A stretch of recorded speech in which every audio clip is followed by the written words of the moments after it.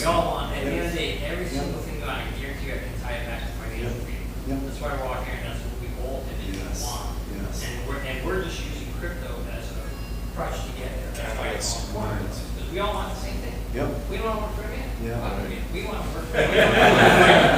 We want to work for a man. But it's all about those hierarchy values, and society sets these fake ones on us that drive us into things that into a direction that we don't really want to go. And it's kind of sad. To speak of what you guys are talking about, I got in the crypto market last March, and I am financially free.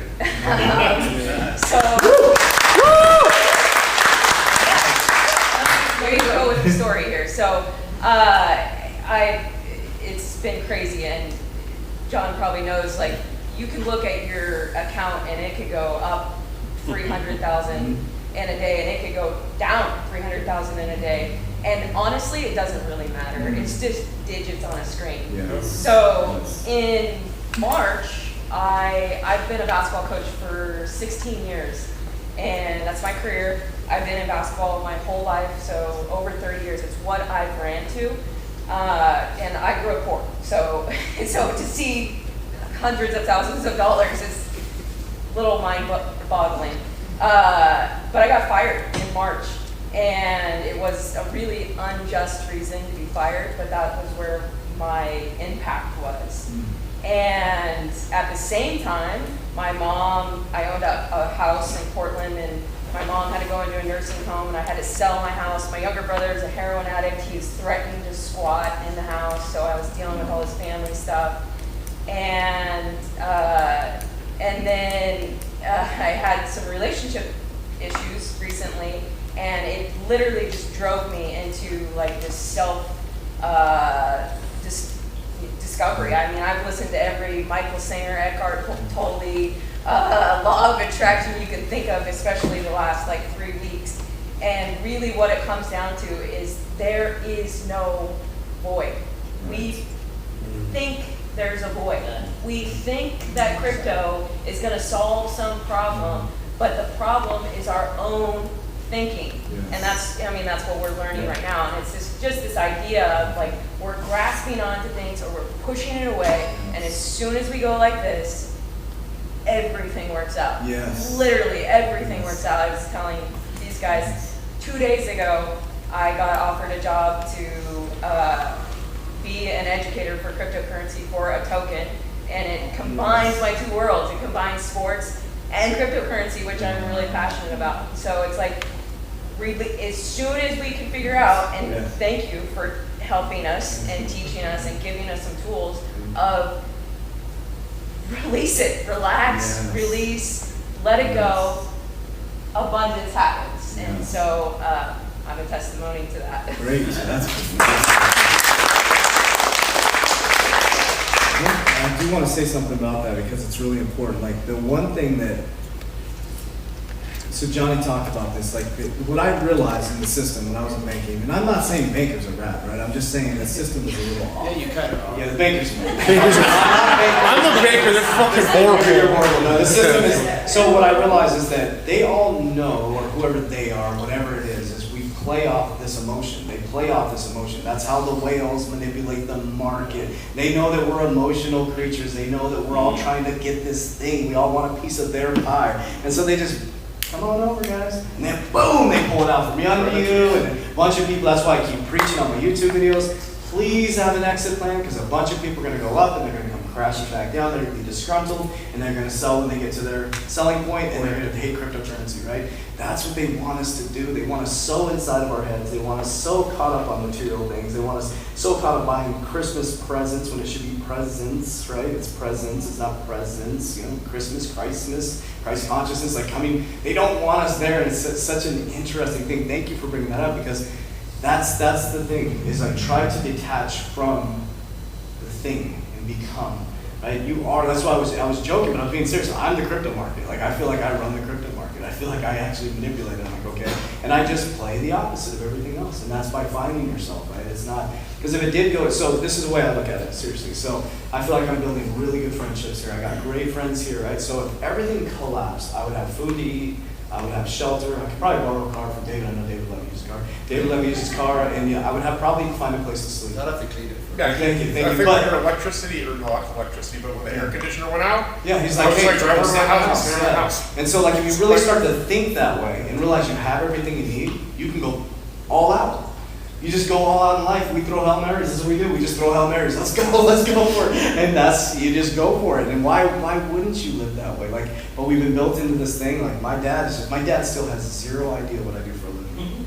Zero. No, I'm dead serious. And it's something I'm dealing with because it's like, he has zero clue what I do. He does not want to even ask questions. He sees what I look like and cannot rationalize that I'm free. Cannot rationalize that I make money doing this. Like he can't even accept it in his brain. He's so disappointed with me as a son, and I'm like, has no idea. And so that's the thing, but the thing is, it doesn't matter. That's his paradigm, right? Because he's grabbed on this material world that he grew up in, that if you have this, then you're somebody, or if you have this job or this education, you're somebody. So that was a great question. You also have to be able to separate your emotions from whatever decisions you're going to make. So like, let's say you invest, right? And you start out, and you see that whatever you invested went up. You get very emotional about, look at that, wow, man, I'm happy it went up. And it goes down, oh, damn, wow, it went down. Yep. You have to separate that emotion from that, Yes. detach from it. Because if you can't detach from that, you're going to be an emotional. It's like any decisions we make in life. Yes. You have to detach that emotion from it. Yep. For me, I've done that. Whenever I make a decision, it's never with emotion. Beautiful. I took that out of the equation years ago, after my divorce. I took that equation out of my system. I said, I will never make another decision based off of emotion. And I don't make any decision based off of emotion. But when you do, it's 9 out of 10 times, it's a bad decision. No matter how you spin it, it's going to be a bad decision. Whether it's with relationship, your investments, whatever it is, it's going to be a bad decision if you do it emotionally. Yes. But if you kind of separate it and detach from it, well, you can see things in a different light, and then you can make a better decision. Yes, it's powerful. I was just listening to something that Warren Buffett talked about. That Warren Buffett, well, he's one of the top investors in the world, right? You know, they were interviewing him, and they're like, well, you know, how do you play the market and play this? And he goes, I don't play the market. He goes, I buy companies. And he goes, well, what if it's gonna? He goes, I buy a company I think is gonna work, and I stick with it for a very long time, and I get really rich. He's like, I don't play the market. I'm not if I bought McDonald's because I eat burgers. He's like, I love their burgers, so he bought McDonald's. Shaq buys what he eats. He buys, he had Papa John's. He's like, his strategy is, I like Papa John's. I like Wetzel's pretzels. I eat there. I'm going to invest in. He bought a bunch of Wetzel pretzels and Papa John's, things that he really enjoys and sees other people enjoying. And he doesn't care about the market going up and going down. He just buys, right? And so it's like that non-emotional thing. It's like if you believe in the cryptocurrency and you understand, that's why I hate the pump and dumps and all this, because that's an emotional addiction. That's gambling, where you're going, oh, I'm going to go here into Shiba, and I'm going to do this, and oh, hey, there's this new plan, and that's okay to do, but if it's becoming this thing where you're chasing this big pump, you're always going to lose. You're always going to lose with that stuff. Anybody else? It's great stuff, man. You had your hand up there? Oh, sorry. No? No, I said that I'll buy when you were Got selling. it. Yeah. I just Bye. Yeah, I just wanted to make sure that we were okay. Yeah, she wanted to buy the Right. Louis Vuitton stuff. Yeah. So something interesting about Berkshire Hathaway is, so a lot of people don't know this, so a lot of people think that like Warren Buffett, because it's about buying companies, right? So he bought Berkshire Hathaway because it was super undervalued as a textile manufacturing company, and then they changed it and turned it into a conglomerate. And when that conglomerate went public when he was 55 years old, that's when he became a billionaire. Because you have to build companies and gain equity in something that allows you to quickly become a billionaire, because that's free. Like, it's really inexpensive cash when you go public. Because when you go public, anybody can buy that stock, right? So as soon as people start buying that stock starts going up, then that's how they become billionaires. But like, he owns Dairy Queen, he owns Coca-Cola, he owns those things because he owns, I think, Hershey's.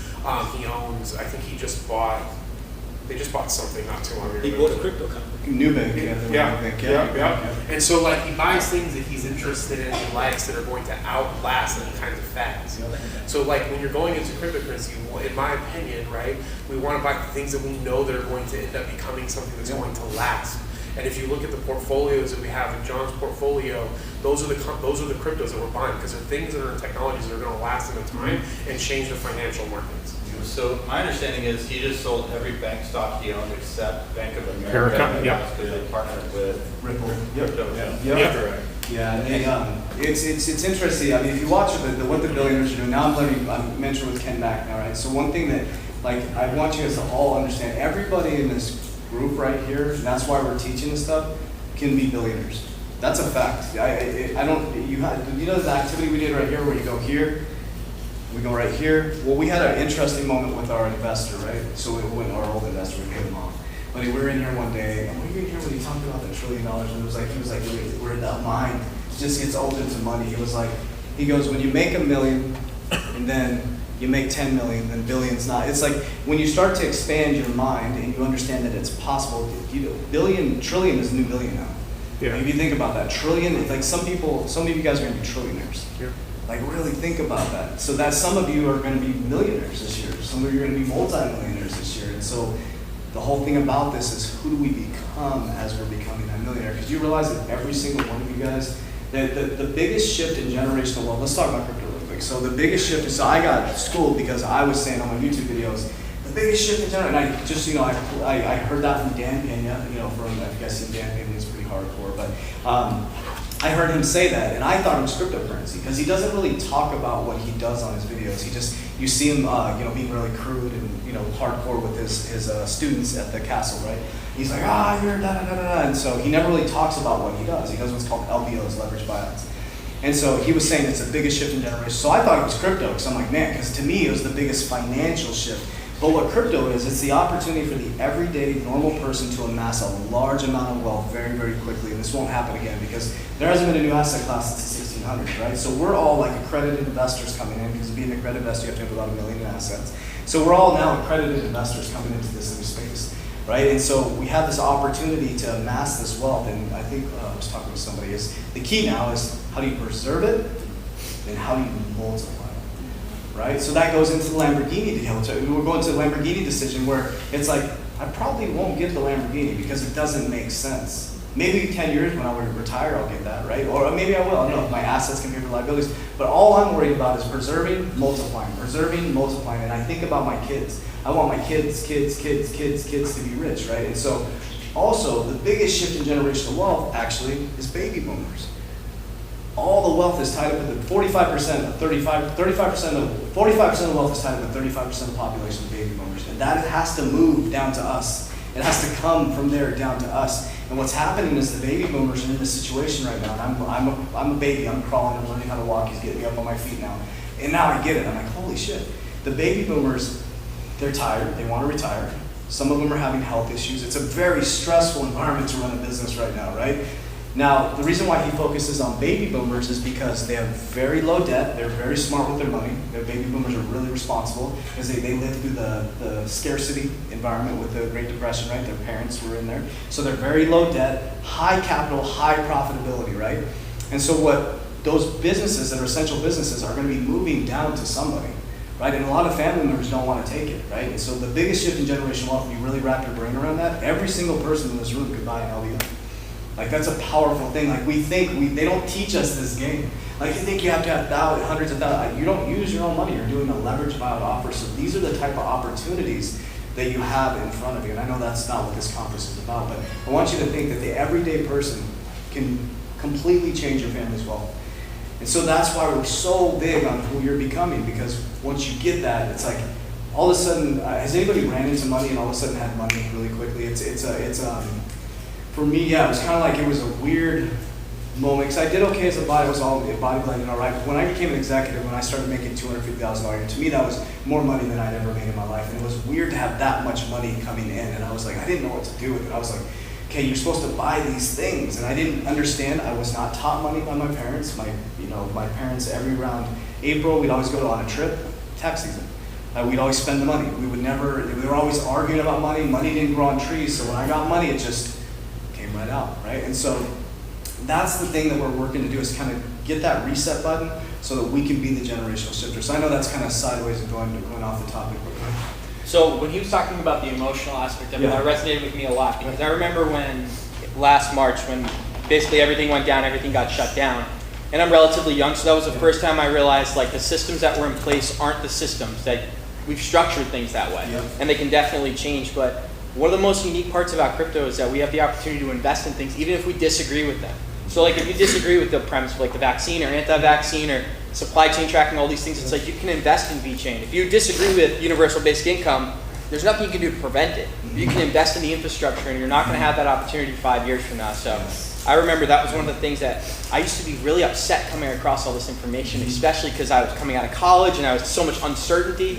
And then I came into like, well, there's nothing you can do about it. You can just invest in the infrastructure, take advantage of what's happening, and then implement change once you have power. Yes. So that's the key. Like that's you. Like you have the power. Like I think so many people think, it's like we have this thing where this 1%. We talk about the 1% controls everything.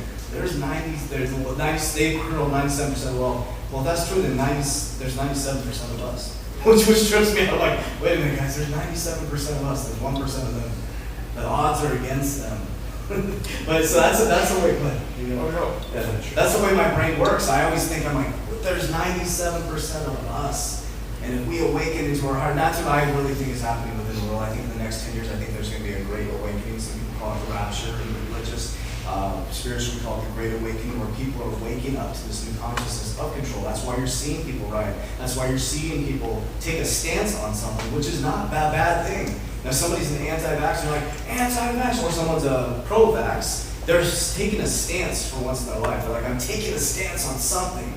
It goes back to the intention. What is it? But what that's showing is people are trying to wake up. People are like, this happened during the 70s, Vietnam, right? People were protesting. People were trying to wake up. The Earth tries to go through this awakening. And so it's like we're investing in a new infrastructure of the new financial system. And I think that's the way I explained it to my mom. Got her into crypto.